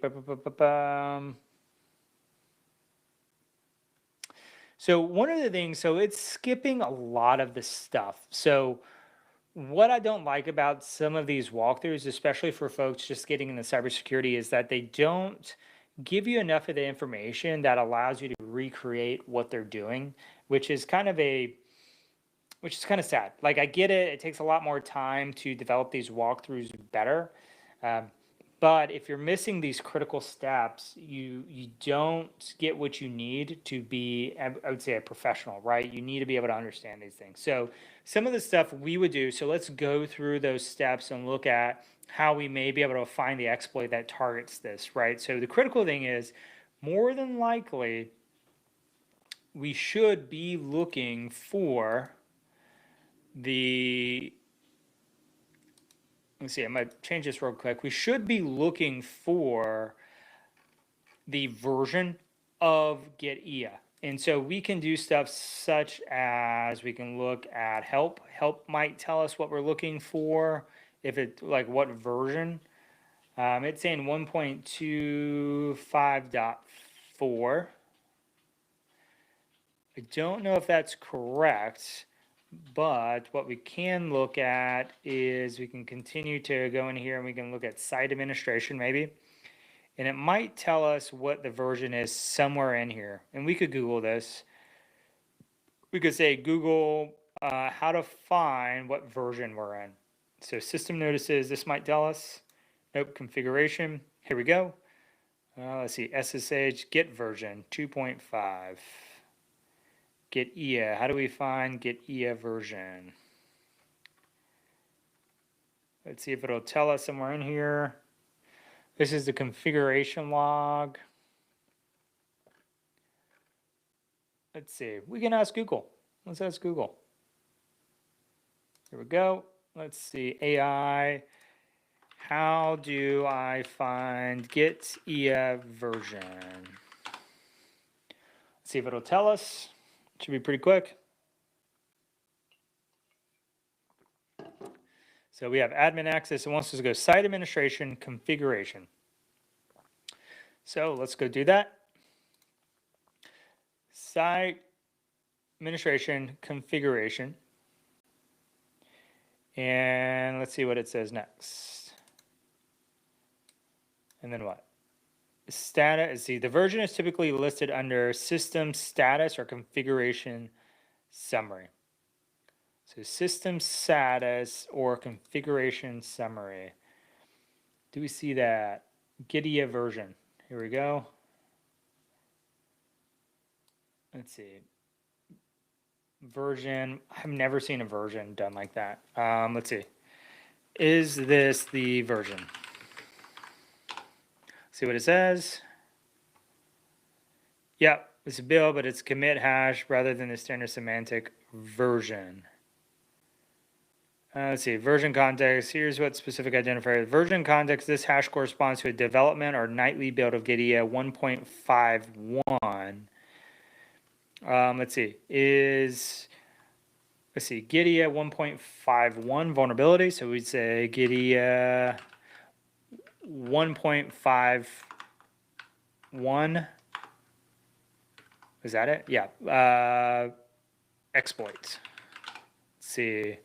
Here we go. So we have XSS here. That doesn't get us anywhere we want to be.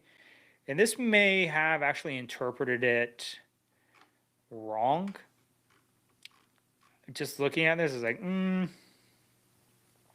private email addresses. I would expect to see an RCE somewhere in here. So this seems like there are some exploits here. This is remote code execution. This is saying get EA before 1.7.6 and 1.8 before. So this could be it. So if it's 1.51, as long as it's before this, it should work. So that's something that's interesting. It's a pretty simple exploit. All we need to do is have a username and password. It should work. Let's see if it does. How about that? Let's download it. This is a, what do we have? Import OS, import sysrandom. I think this is Python 3. Yep, right here. So we can run Python 3. We just need to modify the script a little bit down here, and we'll be good to go. So let's do that. We'll get rid of this. We'll say ls cd downloads, ls, and what do we want? We want, what is it? 49383. So we're going to say mousepad 4983. Bingo. All right, so this is it. What we need to do, typically what I would recommend, but we're running low on time. I want to make sure we have plenty of time for Harrison. He's been hanging out with us tonight. We want to make sure we get a review of his stuff for him. So let's make sure we do that. First thing we need to do, we'll see if we can't get it to work, is we need to get the password, or not password, IP address. So this is going to be here. This is going to probably be the same thing. And then we'll need to modify this to be us.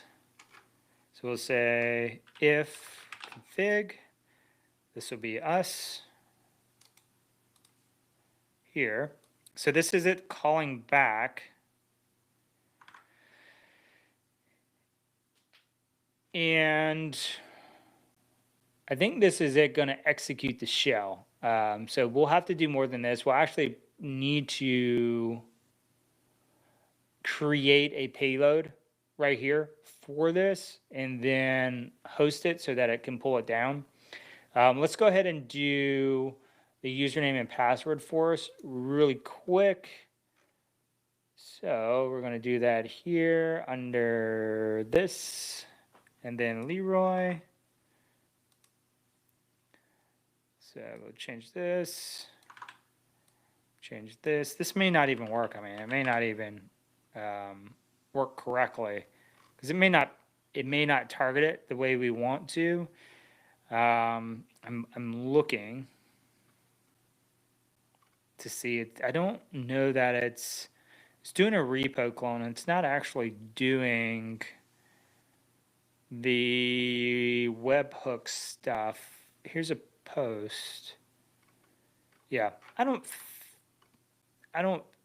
think it is going to do what we want it to do. Let's see what the write-up says, just to make sure we're on the same page here.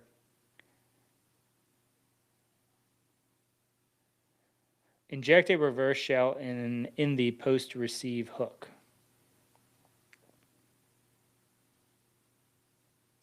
Inject a reverse shell in the post-receive hook. Wonder what that looks like. I kind of want to do the hook way.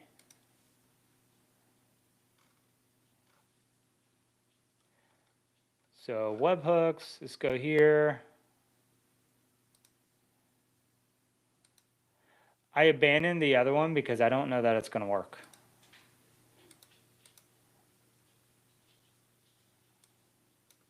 Let's see, we need webhooks though. Where did we get to them at? Does anyone remember? Was it just this? And then settings maybe? Webhooks, there we go. Here we go. And then let's see, post.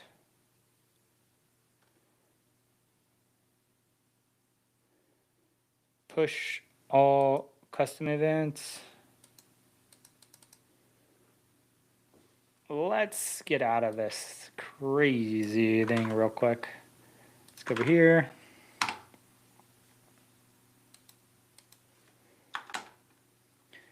Here we go. Sorry, just trying to navigate to this part to get us out of that craziness. It was getting kind of hard to see.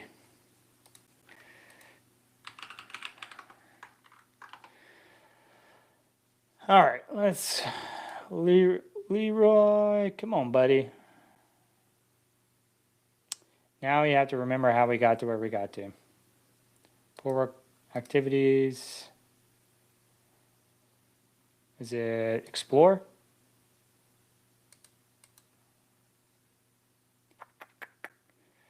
Where did we get to it?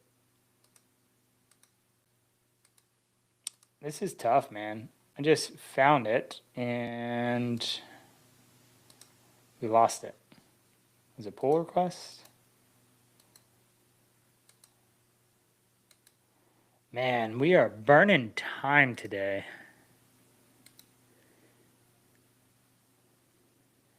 The site I don't think it was site administration, was it?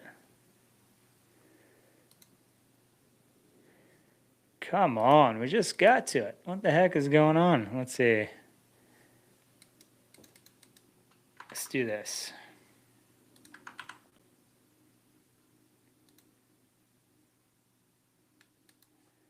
We'll do this. Did we get the L? I'm just cheating here, and we're just going to add the extension. It should take us exactly where we need to. All right, there we go. Let's see. So it said to update webhook information active. This is push events, all events, custom events, create branch, fork, issues, pull request, release, push. I was trying to understand what they were talking about here. It says inject a reverse shell in the post receive hook.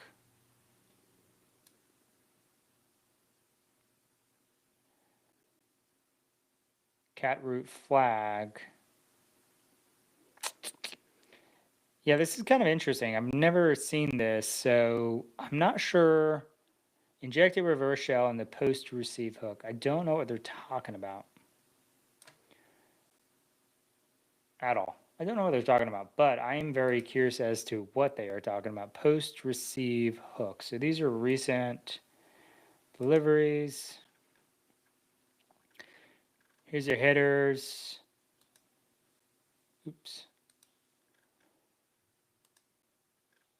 So maybe there's something in here where there's an action afterwards that we would want to modify. I'm not quite sure. I don't do this goofy stuff. I don't do this kind of goofy stuff with GitHub, not typically. So kind of interesting, kind of interesting. Let's see, we're at 8:45. Guess what time it is? It is time for Harrison's roast. All right, so we are about to dive into resume stuff. I hate leaving things unfinished. This is going to drive me nuts. I'm going to just lay in bed thinking about this all night, but that's okay. We have Harrison. We are now we're going to hop into our resume roast session. Thank you, Harrison, for sending in your resume. Very much appreciated. Brave, brave man. But we're going to do our best to help you get what you need to be job ready, right?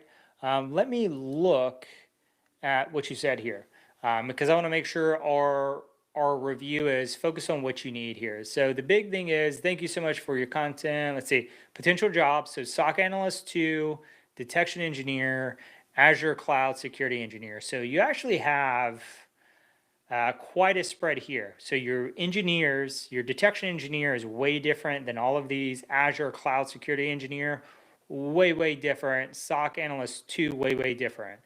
And he says he's sitting for the CISB in 3 weeks. So that is a really good leadership focused certification, not a really good one for these technical roles, unfortunately. I know a lot of people push it. I don't know why. If I was looking at a resume and I was looking for a technical person, I could care less whether you had a CISSP or not. So just want to point that out there for folks. If you haven't been in cybersecurity very long, I would recommend you don't get a CISSP for a while and really only think about it maybe a few years in, and then especially if you're looking at leadership stuff. I don't have a CISSP. It's one of the few major ones I don't have, and I'm a manager. I mean, I have a crap ton of people under me. A lot of folks don't really care, but I should probably get one because it would make me a little bit more appetizing in the job market. But anyways, let's take a peek. Harrison has actually been as an analyst for 4 years. Okay, cool. Securing hybrid Azure Microsoft 365 environments using zero trust principles. Okay. Responsible for ensuring data integrity and implementing automatic sensitivity labeling for PHI. So some labeling stuff. A lot of folks are doing that now. A lot of organizations, not folks. So good to see. Proven expertise in hybrid identity architecture, conditional access, MFA, and endpoint security across 1,200 plus devices. So I would say a pretty small organization, not super small, but pretty small. Experienced in SOC operations, threat detection, and incident response using Microsoft Sentinel and Defender with hands-on skills in vulnerability management, compliance alignment, and security automation using PowerShell. So first thing I want to point out, right, you mentioned that you're looking at all these different roles. I will say that resumes for all three of these roles are going to look insanely different. So you need to specify your resume for that type of job and make sure it's aligned to that role. They're going to be very different, I promise you. So keep that in mind. Login Pacific. So this is, we actually saw this on the resume last week. So this is a lab focused thing. It's part of an internship of one of the cybersecurity influencers out there has this. Sorry about this thing here. It's just this stupid LibreOffice being done. Anyway, so he has this on here, so 2025 to present. So we're going to just skim through his history because he says he has a lot of history here. 4 years of experience of hybrid environment, zero trust principle. So let's see if he does have that. So I would say just looking at this, you overpromised from the get-go. So you are saying you are currently an analyst, security analyst with 4 years of experience securing hybrid environments. I would say, according to your resume, just looking at it, Um, that's a little bit of a fib, buddy. A little bit of a fib there. Be very careful with that. This is the type of thing that's going to get you in trouble. I would rephrase this, but let's see what type of stuff you're doing here.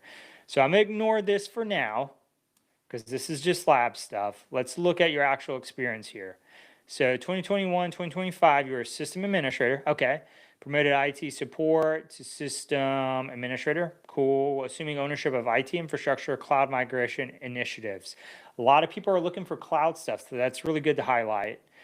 Security compliance for a clinical trial small business. So security compliance, so this is GRC type stuff. Led migration to Microsoft 365 with hybrid identity, enabling SSO while supporting legacy systems by reducing authentication-related support tickets by 30%. So this is very IT focused.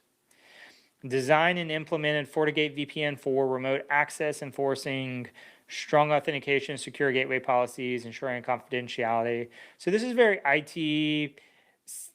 IT more than engineering. Maybe you did some engineering. I would build this up more if you want to align this more with engineering, because engineering was one of the things you mentioned. So I would go into more details about the engineering effort that went into this here. Let's see, design and enforce data classification, encryption, masking controls for PHI, payment data using Microsoft Purview within SQL environments, supporting HIPAA compliance and audit readiness. So this is your compliance, your GRC stuff. So this is very GRC focused. I hadn't seen, so besides this, I haven't seen any SOC stuff yet, security analyst stuff. Company Form 10 Group Inc., so IT field technician. So this is just IT work here. So just pretty common IT stuff. No reason to really dig into this. This looks pretty IT focused. Okay. Certifications, Microsoft Certified Azure Engineer Associate. This is pretty good. Certified Solutions Architect. Very cool. That's a good one. ISC Square CC. This is a lower end of the cybersecurity certifications. Pentest Plus. That's a okay one. CISA. This is a really good one to have. Really good one to have. Project Plus. It's okay. ITIL. Yeah, okay. So what I would do, I would move these up to the top. Okay? Like this. Boom. Certifications. This is doing a lot more for you than this stuff. I don't know. I would love for one of you guys that are in this program to hop on here and tell me about this stuff. To me, what I've seen so far is that you're just doing labs. I don't know what differentiates this stuff from what you would do in college, in a college class. Could you clarify for me, if you're on here, could you clarify that? Is this just labs, or are you legitimately doing SOC stuff? Because there is a big difference, and this could be misleading if this is literally just lab work, and it could get you in trouble, and I want to make sure. But what I've seen and from what I've talked to, it just seems like lab work so far. But let's go ahead and look at it and see what it is. Manage end-to-end SOC incident workflows, triaging, because you're really fluffing up a ton. Like both of y'all's resumes last week as well. This is really fluffy, and it makes me think you've done this. And I don't know that you have done it to the extent that you say. I would interview you. This would be a good case where I would love to interview one of you guys and really dig in to see how much you learned. Because if you did learn that, fantastic. Okay. Okay, so it is a real environment, but is it an actual company, or is it just simulated stuff? That's what I'm curious about. Okay, so let's read some of these rest of these. Perform vulnerability assessments. That's what we saw on the other resume. Investigated and responded to advanced security threats. This is a little bit of a stretch. Conducted advanced threat hunting. That's quite a stretch. Developing custom KQL queries. Okay, I'd ask you about these.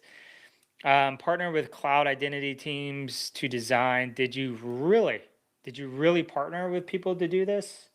Um, Reducing identity risk exposure, support endpoint security operations. Like, is this a real company or is it fake stuff?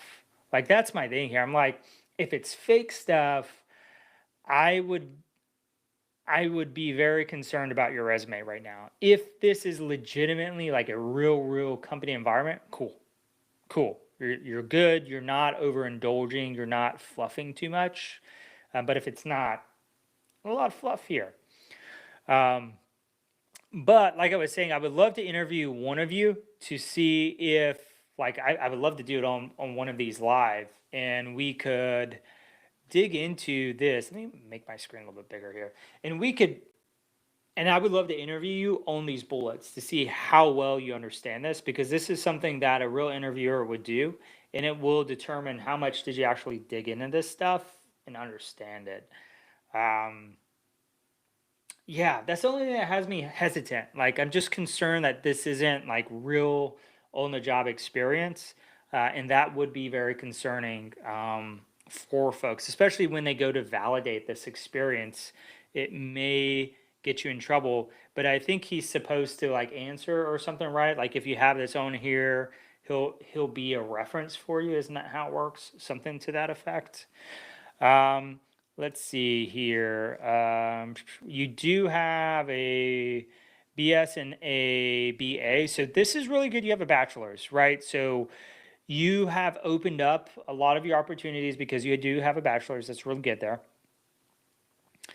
Technical skills, cloud stuff, that's pretty good. This is all just really good buzzwords and searchable words for AI type stuff. And now we have a bunch of projects down here.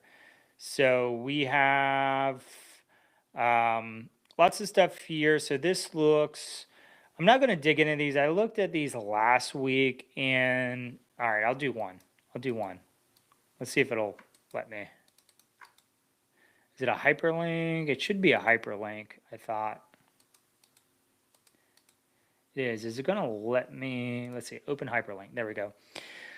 And we're looking at this, and it just looked like a lab, is what it looked like. And I don't like these as a trainer.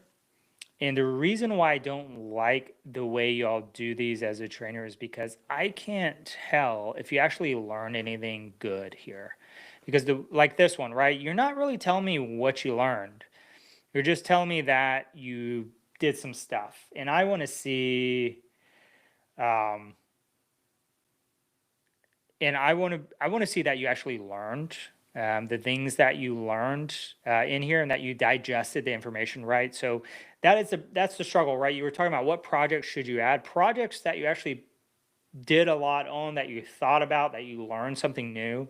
I encourage, whenever you set up projects, have like a blog on it, right? Where you're talking about the things that you learn, maybe some of the struggles, the things you overcome. Because I'm going to look at that as a hiring manager to see what you've been doing. I'm probably going to ignore it if it looks like this, if I think it's just like copy and paste or lab stuff. I don't really care about the lab stuff. Most people just click through it from what I've seen. It sucks because it kind of ruins it for the rest of you if you really struggled, really did some stuff in there. But yeah, like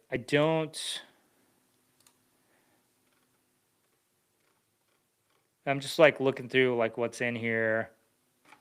Yeah, I mean, this doesn't do much. Maybe it means something more to a GRC or compliance thing for a SOC analyst. Doesn't really mean much.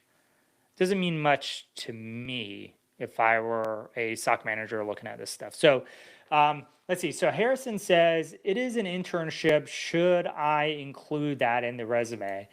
I would include that it's an internship.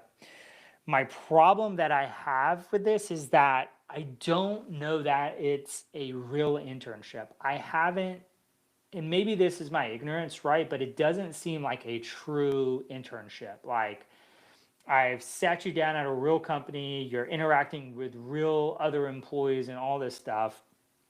It's not a true internship, I don't think, is it? Or am I just being ignorant here with it? I know he's marketing it as an internship, but is it a true internship? But yes, I would say it's an internship or a lab. Um, and I would just be very careful with how you're phrasing this. I think you really overpromise. Now, let's talk about a couple of things for you, Harrison, in terms of crafting your resume for these other things. So let's talk about a SOC resume. Um, I maybe you leave these things on here. This MITRE one is probably more appropriate for a SOC. SOC 2. You definitely would not be a SOC tier 2 analyst. Definitely not. SOC 1 at best.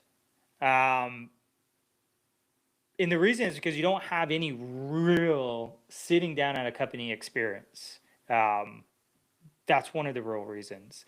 So you can expect to come in as a 2. Maybe you can at certain organizations. I will say it depends organization to organization, right?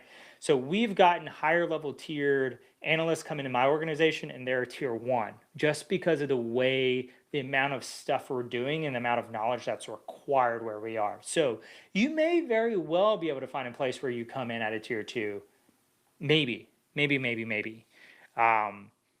My SOC, you wouldn't be a tier 2. You might be a tier 1, but it depends. Now, for these other things, I would, again, shape this stuff. So yeah, definitely change this to internship if it is an internship, and gear it more towards the investigation piece and the types of things you investigated, the types of tools you did. So we don't really care about vulnerability assessments in the SOC. I don't care. You don't really do much with it. Threat hunting, yes. Yes, this is a good bullet for that. This, get rid of the bullet. We don't care in the SOC, but what I would do is curate this for bullets and things specific to the SOC work. Now, if you're talking about being a detection engineer, add more bullets focused on doing stuff such as going through research, designing detections based on the research, implementing them in whatever tool, like maybe there's specific queries in Defender or Splunk, Sentinel, Elastic, whatever you're doing. Talk about that. And then if you're a security engineer, you do have a lot more stuff here for a security engineer. Let's see what you got here. You do have a lot of decent stuff for cloud, Azure cloud security engineer, like this. Let's see, like this. This is all good stuff that I would see in a cloud engineer role. Excuse me, I would talk more in depth about this if you're targeting a cloud engineering role. Talk about how you connected all the pieces, the types of stuff you did. That will be really, really good for a cloud engineer role. But I would say overall, you're going way too broad with your resume, which is going to make it really hard for you to shine for specific roles. So you don't want to do that. I think a lot of people make that mistake of going way too broad, trying to say, I want to have a single resume for all of these roles. You can't do that anymore. You can. It's too competitive and you're not going to get a callback. Now, I would, like I said, I would produce 3 different resumes for each one of these roles you're looking at. Now, in terms of certifications and skills, I would look at, and this is where you need to focus. If you're going to be a SOC analyst and you're putting in for that, you need to have a SOC specific certification, I would say. So Blue Team Level 1 or any of those. So TryHackMe, Hack the Box has one as well. Get one of those, put it on here. You're looking pretty good for cloud stuff as is. I would develop, like, I think you have a really, really close, you're much closer to a cloud engineering resume than a SOC analyst resume than a detection resume. So if you're looking to just say, hey, I want to kind of climb the ranks in IT, I just, maybe I'm interested in more money, more responsibility, continuing to develop my career, I would do that on the engineering side because your resume is so close. You could probably get an interview just shifting your resume more in line with those engineering things. I think they would eat up this IT support stuff a lot more than someone in my position doing more investigative type work. You got your resume is pretty good for the engineering side. I don't ever hire engineers except detection engineers. I would not interview you for a detection engineer. Wouldn't even be close for me. SOC maybe with some modifications, but if I were a cloud person, just imagining I was a cloud person, I would probably give you an interview for an entry level cloud role. So again, that's the closest one. So if you're looking for a bang for your buck, where you can most closely align stuff, I would go cloud engineer. Those guys make pretty good bank too, especially really good engineers. So if you like that type of work, you got to be a certain type of person too to like that type of work. I don't like the engineering. I got buddies who love that stuff. I let them do it all day. I hate it. But if you like it, do it. It's a good money maker. Lots of really good options out there. A lot of them are remote too, especially the cloud stuff. So that is a very promising front for you. Yeah, any last questions in chat from you? Sorry, I kind of tore your resume up a little bit tonight. But I just want to make sure you're getting good feedback here. So any questions, Harrison, about yours here? And I am going to put on my list of homework to dig more into this log and Pacific. And if someone would be willing to hop on and let me have a conversation with them about this experience, I would very much like to do that, and like for other people to hear about this as well. So with that, we have wrapped up. We spent about 25 minutes, 20 minutes on this resume. So really, really good stuff. Let me go ahead and stop sharing here. So awesome stuff. We didn't finish any boxes. That's 2 weeks in a row, 3 weeks in a row. I'm killing myself here that we didn't get anywhere, but that's okay. We live, we learn. We're going to grow. And so, yeah, keep sending your resumes in. If you improve your resume, Harrison, you get it aligned to an engineering role, you get it to a SOC role, feel free to kick it over and we'll look at it. But hit that summary, align it for the specific roles, and you'll be in a really good spot. If there is something specific you want to learn in my section of stuff, which is hacking or investigations, we could even do some detection engineering. I got some detection buddies that can get on here and talk. We'll do that, but let me know. This community is what you make it. So if you want to learn something, learn it. If you want to interact with people, interact. Our Discord channel is definitely there to support you. And there's a lot of really cool people in there. If you're not following, I definitely suggest you follow, do that like, share, subscribe stuff, because I do have new content come out pretty much every week. And yeah, it's really good stuff.